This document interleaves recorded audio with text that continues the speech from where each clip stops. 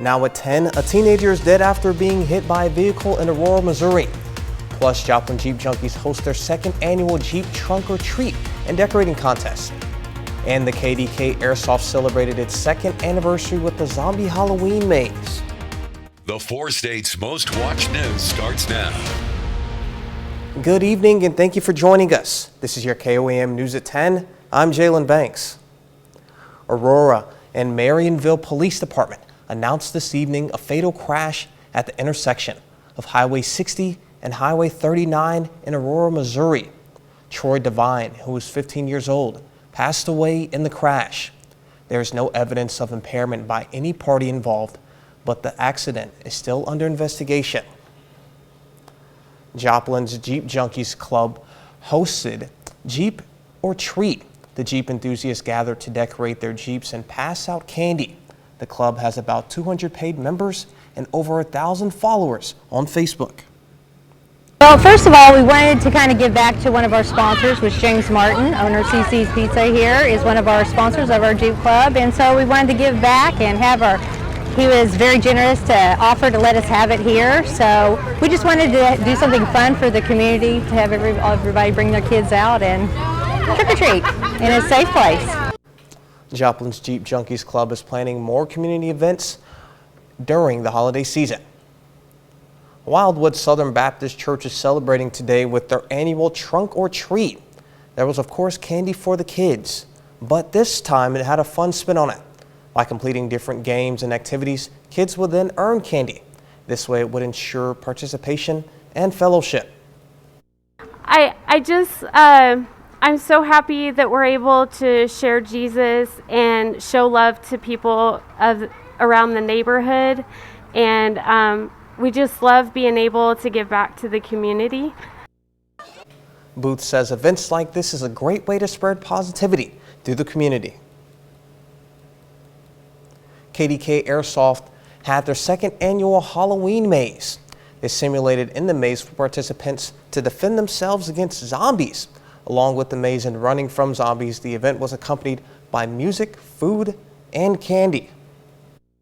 My favorite thing with all of this is just scaring kids, man. Come on, that's what every adult wants to do, right? Get out there and run around on Halloween and give them a spook. No, really, for me, it's awesome to see the community coming in and kids being able to come enjoy themselves and have a good time, and then it also doesn't break the bank either, you know.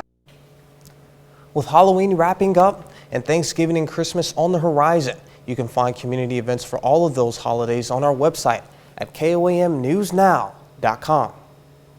And now we head over to weather. Sam, what do you have for us? Well, I have a few showers on radar right now, still at this hour, mainly down to the south in Oklahoma and northwest Arkansas. Also a few scattered showers out in western parts of our viewing area. Let's go down to the heavier showers right now near Gravette in Benton County, sending down to Siloam Springs, near Kansas, Oklahoma, and southern Delaware County. That's where the heavy showers are right now. Also some heavy showers in the Caribbean Sea as we are starting to see Tropical Storm Lisa develop. Lisa is expected to become a hurricane and make landfall in the nation of Belize early Thursday morning, but nothing like that in our forecast, thank goodness. Instead, we're going to have a ghoulish Halloween across our area, also a warmer week ahead, and then we have some big storms coming up towards the weekend, and I'll tell you all about that in just a little bit. African American women are 40% more likely than white women to die of breast cancer.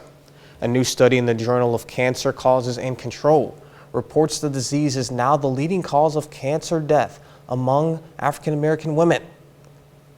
That means breast cancer has passed lung cancer deaths in African American women who are less likely to get an early diagnosis. Researchers say lack of insurance as well as socioeconomic and transportation issues contribute to Black African American women having equal access to care. The data highlights several cancer hotspots, mostly in southern poor counties, many along the Mississippi River. The authors call it a national emergency, arguing that African American women having earlier access to screening and treatment can make a huge impact. And we now take this time to honor tonight's 4-state hero. Jerry Rogers, a Lawrence, Kansas native, served in the Army. He earned 2 Bronze Stars and a plethora of other accomplishments. And of those accomplishments, the one he's most proud of is who he says his wife, who's helped him through it all. To Corporal Jerry Rogers, we thank you, tonight's 4-State hero. Coming up, while you might see more interest rate hikes. Well, 4 States, I hate to be the bearer of bad news, but get ready to pay even more interest if you need to borrow money. On Wednesday, the Federal Reserve is expected to raise interest rates by another 0.75%. If it happens, this will be the Fed's 4th straight large rate hike, intended to bring down inflation. The housing market is already beginning to slump as mortgage interest rates have skyrocketed, and some analysts are concerned the Fed will increase the interest rates by another 0.75% in December. They fear the Fed could send the economy into a recession with the hefty rate increases. Addressing the attack for the first time this weekend, Nancy Pelosi said her family is heartbroken and traumatized. Tonight, her husband remains hospitalized. Halloween Ends made $3.8 million on Halloween. I'm sorry, we had some technical difficulties there. As we all know, Nancy Pelosi's husband had been attacked this past week, and our thoughts are certainly with them.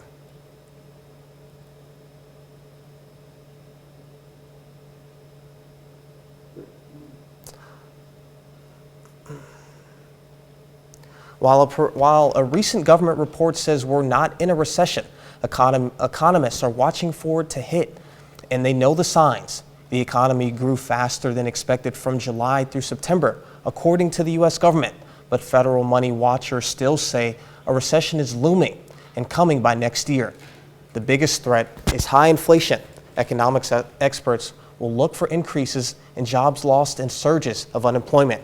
Yields on long-term Treasury bonds being less than short-term bonds may be a sign, and high borrowing costs to buy homes and consumer goods, and it will drag down the economy.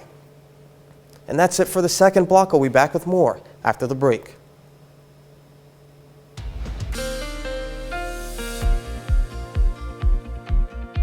Well, friends, it's been a little bit on the wet side this weekend, but we've been in a drought for so long, I think everyone actually probably enjoyed the scattered showers across our area. I know the farmers have been. Down in Seneca, Missouri right now, it's looking pretty good at the Indigo Sky Casino and Resort. They had some showers down there this weekend as well. In fact, the heavier amounts were down to the south and east of us. 59 was the high in Joplin today after starting out at 54, so we had a short thermometer. 65 normal high, 86 back in 1950, and 23 that cold November or that cold Halloween in 1993. All right, let's take a look at the radar. You can see the scattered showers across our area. Heavier showers this evening has been down in Oklahoma, and we're going to zoom in and show you a little bit closer in view on some of those showers just west of Welch, extending up towards the Ville, also around Miami over towards Seneca, and also down near Cleora and Grove in Delaware County. As I mentioned, the heavier amounts have been down to the south. You can see around an inch or so down in Adair County and also Sequoia County. Also some heavier rain in central Arkansas. Here we were generally around a third to maybe half an inch of rain in some areas and localized spots. Temperatures right now are generally in the 50s, a few 60s though, like in Neodesha where they're currently sitting at 60, 61 in Independence, and 60 for our friends over there in Nowata. Dew points are up as well, and you can see generally dew points are in the 50s, and now they're starting to drop off into the 40s as that drier air starts to move in behind the storm system that has been moving across our area this weekend. Currently in Joplin, we're sitting at 55. The wind is calm. The dew point's at 53, and so the humidity is up there at 93%, and the pressure is currently steady at 29.90. Rain chances are going to start to go down as we go through the overnight hours, and so really no big problems for the trick-or-treaters tomorrow. In fact, here's a look at your forecast. We're expecting partly cloudy skies tomorrow evening with temperatures around 60 degrees at the start at around 6 o'clock and then in the mid-50s by around 8 p.m. So it looks like a pretty nice evening to send out the trick-or-treaters and the goblins. Be sure to put on a light jacket for some of those kiddos. All right, let's take a look at the forecast for tonight. You can see partly cloudy skies expected tonight into the morning hours with lows generally in the 40s down to the south, 50s up to the north where the clouds will hang in just a little bit longer. Then by tomorrow, partly cloudy skies with westerly winds and highs generally in the lower 70s, maybe some upper 60s down to the south. And then as we go through Monday night into Tuesday morning, fewer clouds, and so that will allow temperatures to drop into the lower 40s in many locations and mid 40s down to the south as south winds start to kick up. And then by Tuesday afternoon, we're going to see south winds howling across our area with highs in the mid 70s, approaching 80 out in south central Kansas. So that'll feel pretty nice. Then as we go through Tuesday night into Wednesday morning, we'll see lows a little bit milder, generally around 50 degrees on southeasterly winds. Here's the storm system that's over us tonight. That's going to move up to the north, and as it does, that's going to allow us to go into a warmer zonal pattern. But notice a big storm system is going to carve itself out over the Intermountain West. That will start to pull out into the plains as we go into Friday. And folks, this is going to be a significant storm system as it comes into our area, bringing with it the chance of very heavy rainfall. Over the next 12 to 24 hours, not much rain expected as that load departs, but notice as we go through time, tremendous amounts of rain is expected to fall across our area. Now, this is just one model, and this is several days in advance, but I just wanted to let you know that the potential is there for some potential flash flooding events over the weekend. So we'll have to keep an eye on that. We'll track it for you all week long as we head towards the weekend. Until then, we're going to see nice weather. 72 on Tuesday, 73 on Wednesday, 75 on Thursday. And then the next storm system comes in next weekend, like I said, with a pretty good chance of heavy rainfall. And then it clears out just in time for Election Day, so no weather excuses to not vote on Tuesday with a high of 65. Jalen? Yeah, absolutely not. And I know that we're anticipating potentially some heavy rains. Yes. Like I said earlier in the night when we were talking, I did a story in Miami, and I know that they experience lots of heavy flooding, when they do get heavy rainfall. So yes, and hopefully we will not get it all at once, but unfortunately right now it does look like we may have the potential of seeing some flash flooding with that heavy rain on the weekends. All right, yes, sounds good. Thank you, Sam. Uh-huh. Well, I apologize for some of the technical difficulties that we're facing. We're going to try this one more time. So Nancy Pelosi has addressed the media for the first time since her husband was attacked. And she says that the family is heartbroken and traumatized. And we'll take a look at the latest on the story.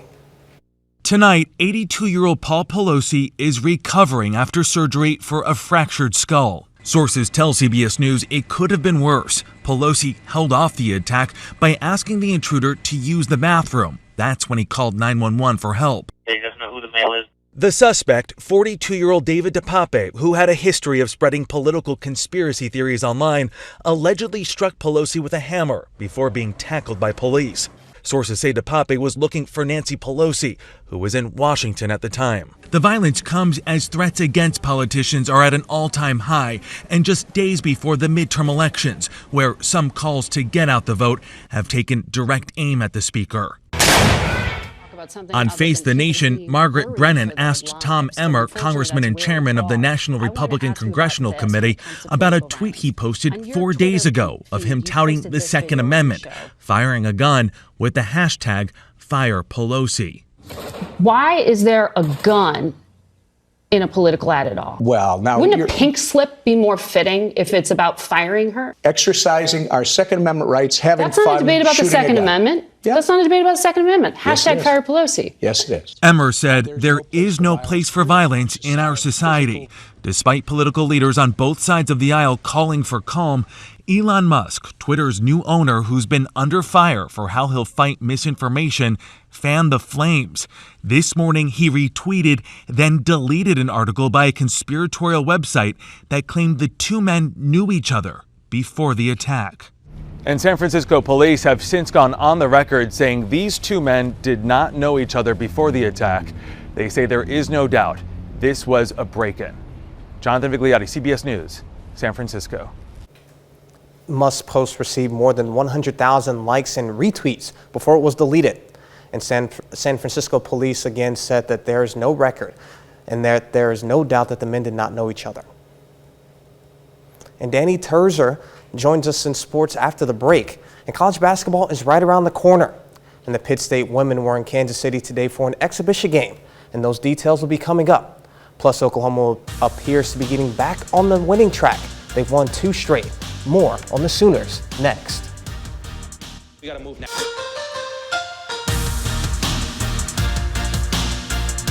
The Pitt State women's basketball team was in Kansas City today for an exhibition game. The Gorillas hit the floor against the University of Missouri, Kansas City. And Pitt State brings home the W, beating the Division I Kansas City Roos 77-71. Tristan Gegg dropped a game-high 34 points. She hit 7 of 10 from 3 today. The Gorillas opened their season on November 11th in Topeka for the MIAA GAC Conference Challenge. Webb City Volleyball made history on Saturday, claiming a spot in the Final Four for the very first time. The Cardinals beat Helias Catholic in the state quarterfinals in a 5-set thriller. They were down 2-1, but rallied back to win the match 3-2. These kids have just worked their guts out, heart and guts, since they were little even. And they've always bought in, and we just really played as hard as we can. And, they've just grown every game. We get better every game. And as hard as those 2 sets that we lost were, hurting us, but I swear it still made us better. And we came back. I think we're even better today. At the end of today, we're a better team than we were walking in.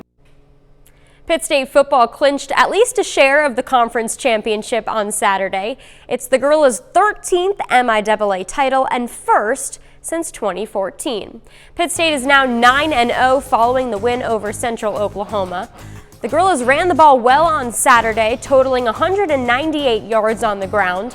Caleb Lewis led the team with 97 rushing yards, and he added 2 touchdowns. Antoine Nunn Jr. had a pick 6, his 3rd interception of the year, and Dubem Okonkwo tallied 2.5 sacks for a loss of 22 yards. Southern is now 4-5 this season after falling to Missouri Western 31-27 on Saturday. It's the 3rd time this year the Lions have lost by just 4 points or less. Now to some positives though. Dwayne Lawson had a nice day. He rushed for 125 yards, including an 80-yard touchdown run. Coleman Booker had 8 tackles and a forced fumble. Oklahoma beat Iowa State on Saturday 27-13 and picked up their 2nd straight win. The Sooners' defense came up big when they needed to. They held Iowa State to just 66 yards on the ground and also had 3 interceptions in the game. Here's head coach Brent Venables' thoughts on his group's performance. Really just loved our mindset. Had an attack mindset all day, had three interceptions. Danny Stutzman with his first career interception, puts us in a position to go score. Just fantastic. Thought our guys up front were disruptive. We played downhill and physical. Our positioning was really pretty good. So the Sooners had a little bit of a lull there, but they seem to be going back in the right direction how they started the season. Yeah, absolutely. I know having Dylan Gabriel back, the offense was, especially against Texas when they didn't have him, was a mess. But having him back, that senior quarterback leading them, they're definitely looking sharper. But I want to talk about Webb City Volleyball. Yesterday, in one of the quotes that you have from the coach, he talked about, their mental conditioning and how important that's been for the team. Just being around sports, how important is that? Yeah, I think especially for high schoolers, she was telling me, girls at that age struggle with self-confidence and stuff like that. And I think it's just so cool that a high school program is focusing on mental training. And that doesn't just help with athletics. That kind of translates to everywhere in life. Yeah, especially being, what were they down? 2-1 at the time, and then being able to fight back, end up winning in 5. It's no surprise with that type of coaching, both physically and mentally, that they're on to the Final Four. I don't want to be too biased here on camera, but I'm certainly hoping that they pull things off in the state championship. Yeah, and in a huge environment too. The Dome was rocking on Saturday. So many people came out to support volleyball, which was really cool to see. Oh yeah, I've been in there. I've been in that facility a few times for some basketball games, and that place can get really loud once things get rolling, depending on who's playing, All right, well, thank you, Danny. And that's it for sports. We'll be back with more after the break. Every Sunday, we look at the top performers from the box office. And last week, DC's Black Adam sat at the top. Let's see if this time around, it's deja vu. Halloween Ends made $3.8 million on Halloween weekend, falling to 5th place. Smile took 4th place on ticket sales of $5.1 million. Pray for the Devil, about a nun training to perform exorcisms, opened in 3rd place with $7 million. Excuse me, ma'am, I need to sit somewhere else. The rom-com Ticket to Paradise took 2nd place for the 2nd straight weekend, earning $10 million. I did it your way. He does have a point. Black Adam ticket sales dropped nearly 60% in its sophomore weekend, but $27.7 million was more than enough to keep the Dwayne Johnson comic book flick #1. In Hollywood, I'm David Daniel. Yeah, we're starting to hit award season here pretty soon. The end of the year normally is when box offices really starts picking up. So I'm looking forward to these Sundays, really talking about that here in the future. Yep. Sam, what do you have for us? We've got a lot of rain in the forecast. That's what we have on tap. And you can see this is one model, and this is several days away. Not expecting everybody to see these amounts, but the point is that we're expecting a lot of heavy rain to move into our area as we head towards the weekend. But until then, it's going to be very nice, warm, a little bit breezy on Wednesday and Thursday, but then the storm comes in on Friday, Saturday, and Sunday, like I said, with that heavy rainfall potential, and then it clears out just in time to go vote on Tuesday with a high of 65. 69 for Halloween. That's right. Looks like it's going to be a great evening to take the kids out. Might need a little bit of a light jacket because, you know, it'll be around 60 degrees, 59, somewhere right in there. And by the time 8 o'clock rolls around, mid-50s. So don't want them catching a cold, so you might want to put a light jacket on them. Either one of you have costumes ready, or? I don't. You don't? I'm going to go as a weatherman. Okay, sounds good. I've got my costume ready, but you guys will have to go on Facebook to see what I'm wearing. Yeah, all right. absolutely. Danny, what do you have for us in sports? Yeah, we talked about Pitt State, the women's team exhibition game. Missouri Southern also has one coming up on Tuesday against Wichita State. Yeah, absolutely. And then as for Missouri Southern basketball, not only am I an alum, but Amaya Johns, I went to high school with her, so definitely pay attention to that team, rooting for a friend from back home. Yep. All right, well, that's our time for now. Remember, we're always on at KOAMNewsNow.com and the KOAM News app. Thank you for making us part of your night. We'll see you here next weekend.